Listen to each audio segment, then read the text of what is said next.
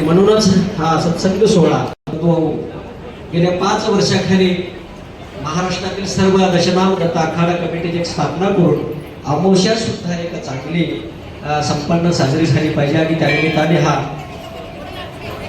अंधारातून प्रकाशाकडे जाण्याचा एक आपल्याला मार्ग दाखवणारा एक या विभूतीच्या मार्गदर्शनाकडे त्याची तळमळ ओळखायची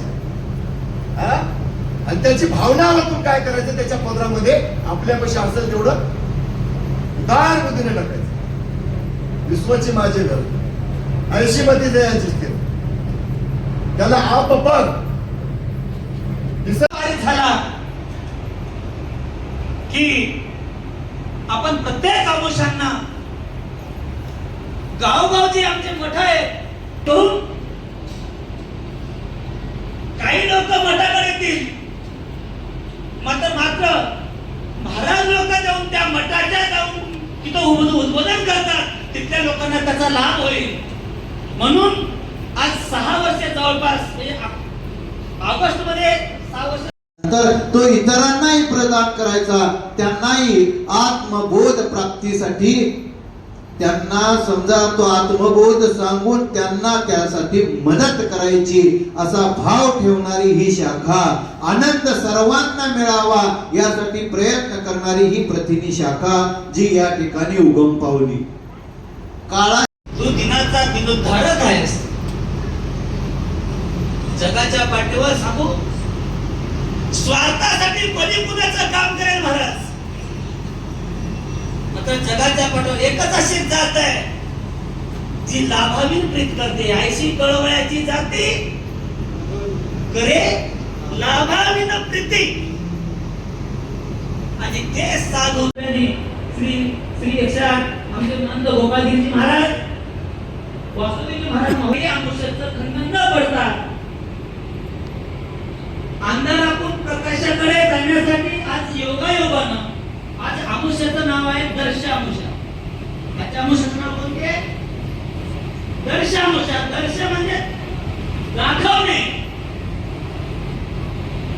सांगू हिरा किंवा बरीस आरसा हे दाखवतात मात्र त्या दाखव वर्षापासून नवे अनंत युगापासून जीव मुळचा ज्ञान वेडा केला या मायेनं अशी भुली पडलेल्या या जीवाला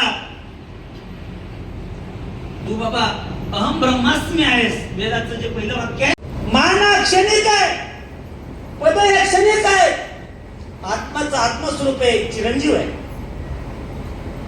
ज्याला मान अपमानाची गरज नाही परोपकारामध्ये त्याची भावना आहे.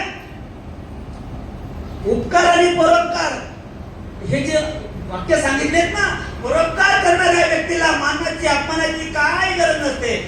आपण पॉम्पलेट काढताना पहिल्यांदा छापतो जैसी वृक्षाची घन छाया पार्थिक आणि स्वस्तानिया समानत्व मान्य दया नाही दया तुझे पण छापतो ना. जैसी वृक्षाची घन छाया कसे चोर हो झाड लावणारा हो किंवा आणखी कोणी होता सावली सारखी देतो ना किंवा ज्ञानेश्वरी कशा हरू का व्याघ्राची विसर हरुनी मारू हे नेण्याची का करू तो ये जैसा का घरच्या उजेड करावा का पारखी अंधार पाडावा हे नेण्याची का पांडवा दीपू जैसा हे मान अपमानाच्या व्यतिरिक्त दीपाचं लक्षण आहे ना तसं असणारं साधूचं लक्षण आहे असं वर्णन करू लागले. भगवत भजनी सदा सावध देखा शोधिता से नाना विवेका तोची ज्ञानी म्हणावा. कुणाला म्हणावं जो परनिंदा करत नाही. काही जण बसतात समाजात एक महात्मा एक घरी बसला दाबत असताना योगा रस्त्याने एका मुलीला म्हणा पाहिला कडे जाऊ लागला जा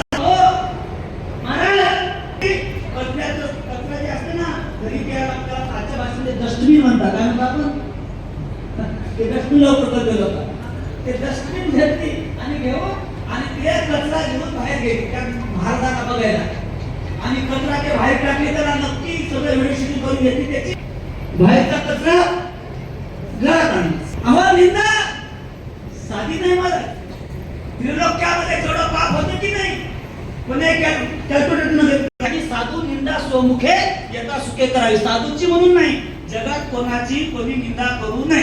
का करू नये? त्याचं कारण आहे करणाऱ्यापेक्षा म्हणणाऱ्याला.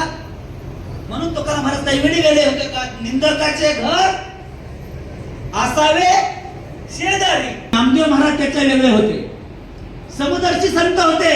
मात्र आजकाल जर लोक जास्त निंदा करू लागले महाराज, तर आमच्या भारतीय संस्कृतीमध्ये असा एकही देव नाही ज्याच्या हातामध्ये शस्त्र नाही असा. तुकाराम महाराज म्हणत असतील निंदकाचे घर असावे शेजारी, मात्र नामदेव महाराज